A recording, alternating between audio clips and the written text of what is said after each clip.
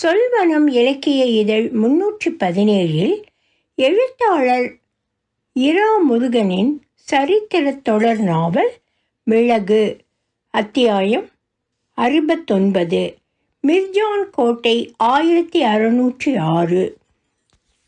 ஒலிவடிவம் சரஸ்வதி தியாகராஜன், பாஸ்டன். போஜன சாலையில் அவர்கள் குழுமியிருந்தார்கள்.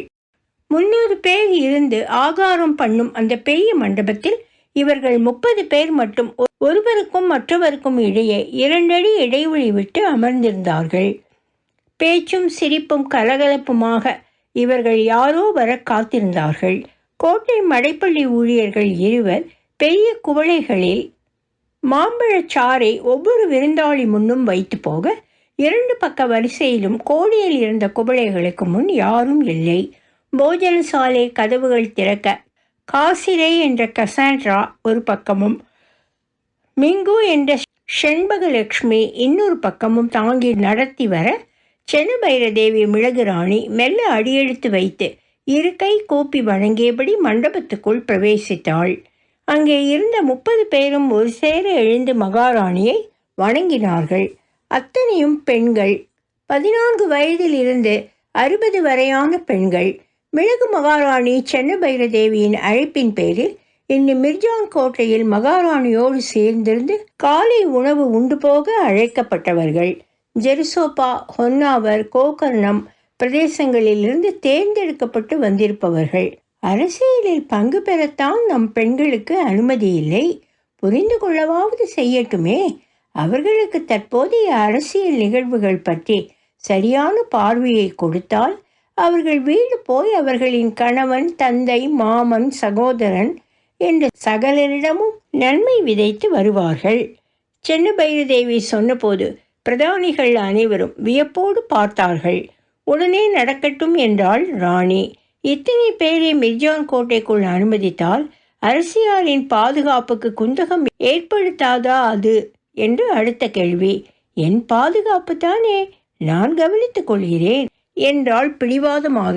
மகாராணி அவர்களின் யோசனைப்படி ஜனத்தொகை பட்டியலில் இருந்து தேர்ந்தெடுத்து அழைப்பு அனுப்பி வரப்போக வாகனம் ஏற்பாடு செய்து விருந்தை ஏற்பாடு செய்து அனைத்தையும் ஒருங்கிணைத்தவர்கள் தோழிகளான மிங்குவும் காசிரே என்ற கசாண்ட்ராவும்.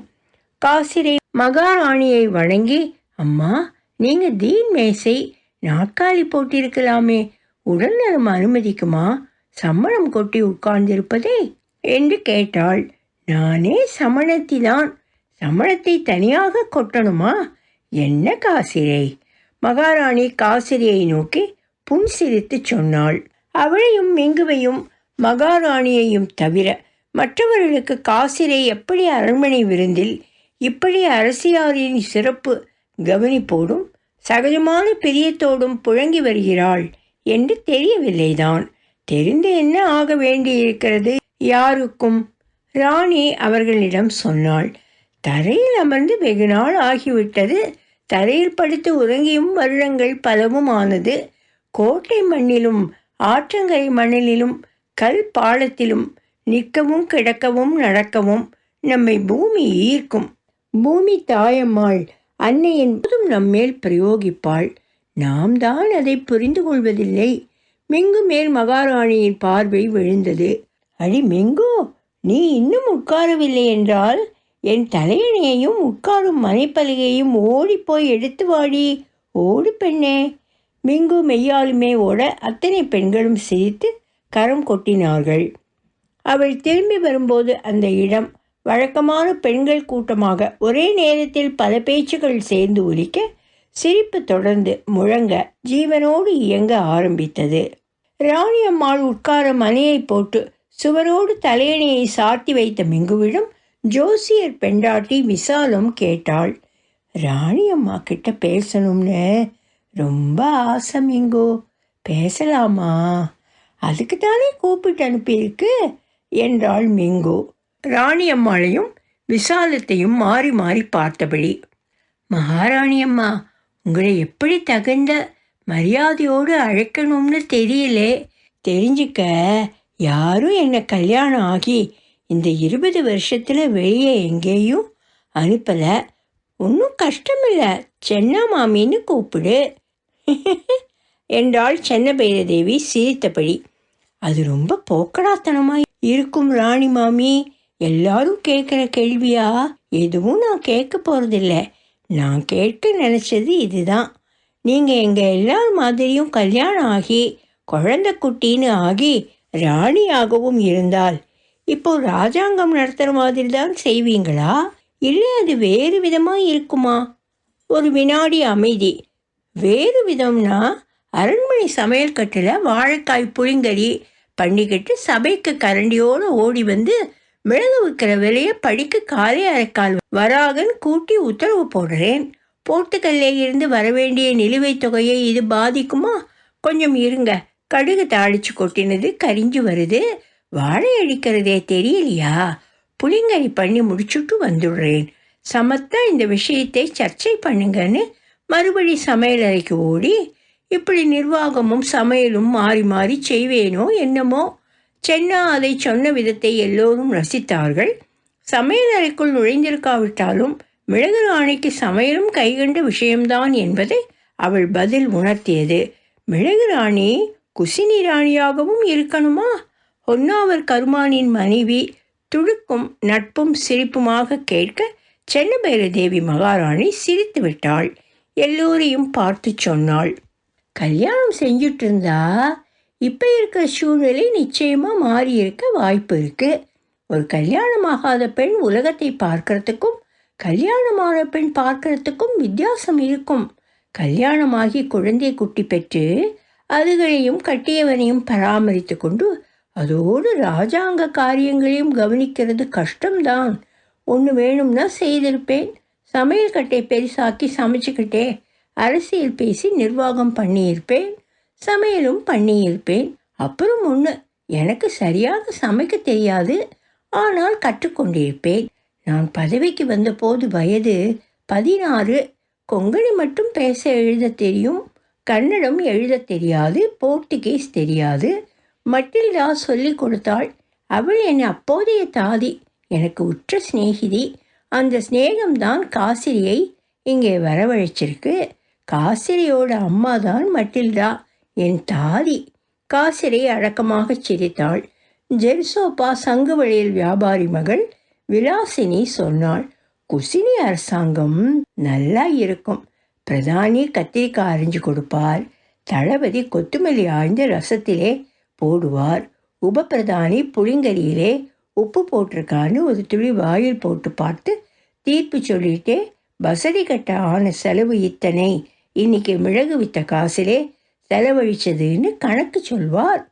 சென்னா அந்த பெண்ணை சிரிப்பு விலகாமல் பார்த்து கேட்டாள், நீ நம்புறியா? மிளகு விட்டு வரும் பணம் முழுக்க கோவில் கட்ட வசதி கட்ட செலவு செய்கிறோம் அப்படின்னு? நிச்சயம் இல்லையம்மா. விசாலம் சொன்னாள், நீங்கள் அம்மா பராசக்தி, வரவையெல்லாம் வச்சு கோவில் கட்டி பசியோடு குழந்தைகளை தூக்கிண்டு வந்து கும்பிட்டு போகிற வழிக்கு புண்ணியம்னு சொல்ல மாட்டீங்க. நீங்கன்னு இல்லை, எந்த பெண்ணும் கல்யாணமானால் என்ன ஆகலேனா என்ன அப்படி முடிவெடுக்க மாட்டோம். சென்னா சிரித்தபடி அவள் சொல்வதை கேட்டுக்கொண்டிருந்தாள். பின் மெல்ல சொன்னாள், எல்லா கோவில் வசதி கட்டுறதுக்கும் பாதி செலவுக்கு மேலே செல்வந்தர்கள் கொடுத்த கொடையிலிருந்து எடுத்துக்கொள்ளப்படுகிறது. அம்மா வேறே மாதிரி இந்த கட்டிடம் கட்டித்தர உதவி செய்யலாமா?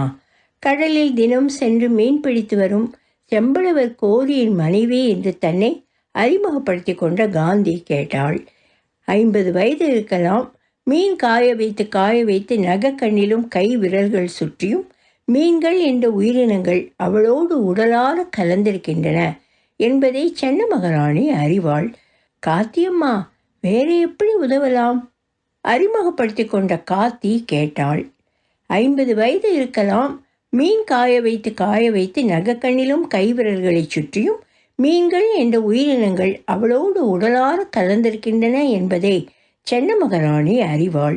காத்தியம்மா வேற எப்படி உதவலாம்? காசிரை கேட்டாள். ஒரு வினாடி மௌனமாக இருந்து காத்தி சொன்னாள், கோவில் வசதின்னு சொன்னா பசு நினைவு வருது. களஞ்சியத்தில் நெல்லும் படைக்க உபயோகப்படுத்துகிற பாத்திரங்களும் சில கோவில்களிலே படிப்படியாக பால், நெய், பழக்கூழ், வெண்ணெய், மணம் வீசும் சந்தனம், இளநீர், தேங்காய், தேங்காய் துருவி வரும் தேங்காய்ப்பூ, இப்படி சாமானியர்களில் இருந்து பணம் படைத்தவர்கள் வரை நேர்ந்து கொண்டும் வழக்கமாக தருவதுமான காணிக்கைகள். இதெல்லாம் கோவில் என்றால் நினைவு வரும். பசரி என்றாலும் கிட்டத்தட்ட இதெல்லாம் நினைவு வரும். நிச்சயமாக என்றாள் மிங்கு. எல்லா வழிபாட்டு இடங்களிலும் இவற்றை காணிக்கை செலுத்த வழிமுறை உண்டே என்றாள் காசிரை. சென்னா அவர்கள் 2 பேரையும் பொறுத்திரு என்று கை காட்டி கார்த்தியை பார்த்தபடி இருந்தாள். என்னமோ சொல்ல ஆரம்பிச்சியே, அதை சொல்லு என்கிற முகபாவம். கார்த்தி கோவிலில் நிற்பது போல் எழுந்து கிழக்கு பார்த்து நின்று கை குவித்து பாதி கண் மூடி தோத்திரம் போல சொன்னாள். அத்தனை காணிக்கையையும் ஒரு துணுக்கு, ஒரு சொட்டு, ஒரு துளி வீணாகாமல் பயன்படுத்தி கொண்டால் என்ன என்றால் புருவம் உயர்த்தி பார்வையால் கேட்டாள் சென்னா.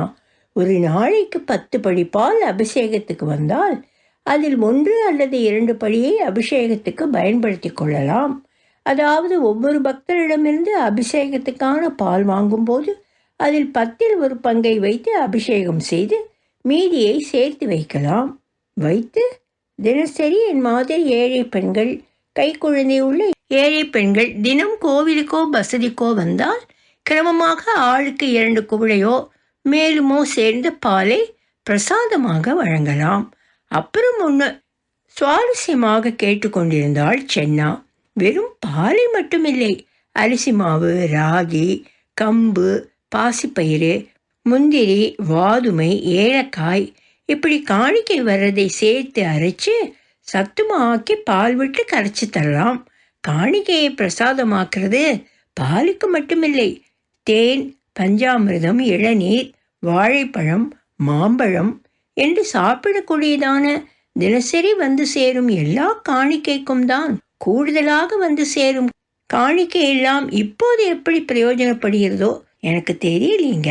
என்ன பண்ணலாம்னு யோசனை, கோரிக்கை, அது மட்டும் என்னது. சென்னா கார்த்தியை அருகில் அழைத்து அணைத்து கொண்டாள். நிச்சயம் கார்த்தி, இதை செய்யலாம் தான் என்றபடி காசிரியையும் மிங்குவையும் பார்க்க அவர்கள் ஓலைச்சுவடியில் எழுத்தாணி வைத்து அவசரமாக குத்தி எழுதி கொண்டிருந்தார்கள். அடுத்தது யார்? காசிரை கேட்க மகாராணி கையமர்த்தி முதலில் பலகாரம், அப்புறம் ஆட்டப்பாட்டம், அதற்கு அப்புறம் கலந்துரையாடல். பகல் 12 மணி வரை இதற்கான நேரம் ஒதுக்கி இருக்கிறேன் என்று பெரும் கரகோஷத்துக்கு இடையே கூறினாள். அடுத்த மணி நேரம் அந்த பெண்கள் மனதுக்கு பிடித்த மாதிரி என்ன பலகாரம் வேண்டும், எவ்வளவு வேண்டும் என்று சங்கோஜமில்லாமல் கேட்டு வாங்கி அவசரப்படுத்தி விழுங்க வைக்க யாரும் இல்லாமல் நிதானமாக சாப்பிட்டார்கள். வீட்டில் குழந்தைகளை விட்டு வந்தவர்கள் தித்திப்பு பலகாரங்களான லட்டுருண்டை, பாதுஷா ஆகியவற்றை குழந்தைகளுக்கு கொண்டு போய் கொடுக்க இலைக்கு வெளியே எடுத்து வைத்து கொண்டதை பார்த்த சென்னதேவி, வீட்டுக்கு எடுத்து போக தனியாக பலகாரங்கள் தரப்படும், இதெல்லாம் இங்கேயே நீங்கள் சாப்பிட என்று அவர்களிடம் தெரிவித்தாள். யாரும் எதையும் வீணாக்காமல் தேவையானதை கேட்டு வாங்கி சந்தோஷமாக உண்டு அந்த விருந்து நடந்தது. கலந்துரையாடலை தொடரலாம் என்று காசிரியும் மிங்குவும் மகாராணியிடம் சொல்ல, எல்லோரும் என்ன சொல்றாங்களோ அப்படி செய்யலாம் என்றாள் அவள். அந்த பெண்கள் அனைவருக்கும் ராணியோடு சந்தித்து பேசுவதோடு பிக்கல் பிடுங்கல் இல்லாமல் விருப்பப்படி உண்டு பேசி ஆடி இருக்க சந்தர்ப்பம் இது என்பதும் சந்தோஷமான விஷயம்.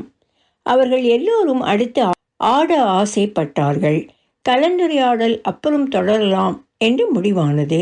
பேச வேண்டியதையெல்லாம் பேசியாச்சே என்றாள் ஒருத்தி. கூட்டமாக ஆட பிரியப்பட்டார்கள்.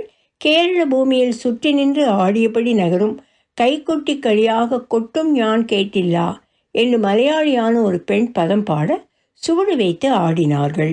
சென்னா ஒரு நிமிடம் எழுந்து நின்று கைதட்டி ஆடாமல் நின்று கழித்தாள். ஆட்டத்தின் சுவடு வைப்பு வேகம் அதிகமாகிக் கொண்டே போனது. ஆடாமல் ஓரமாக நின்றவர்களையும் ஆட தூண்டுவதாக கூச்சத்தோடு ஒரு காலடி எடுத்து கடலில் கால் வைத்து இறங்கி அலை கண்டு திரும்ப காலடி பின்னால் வைப்பது போல் ஆட ஆர்வம் ஆனால் பயம் என்று திரும்புகிறவர்களையும் மறுபடி ஆடப்போகச் சொல்வதாக வேகமான அதிர்வுகளோடும் எளிய அபிநயங்களோடும் ஆட்டமும் பாடலும் நகர்ந்து கொண்டிருந்தன. கைகொட்டி எழும் தாளங்களோடு ஆடி அலைந்து நேரே அசைந்து வலம் போய் திரும்பி இடம் வந்து பின்வாங்கி நின்று அசைந்து குதித்து கால் பரப்பி பாதம் ஒடுக்கி கைகள் மேலோங்கி தட்டி கீழே இறங்கி தாமரை மலர்வது போல் மெல்ல அதிர்ந்து மீண்டும் எழ கொங்கைகள் குதித்து கும்மாளமிட்டு அதிர ஒரு ராட்சச இயக்கமாக கூட்டு சேர்ந்து எல்லோரும் பாடி எல்லோரும் ஆடினார்கள்.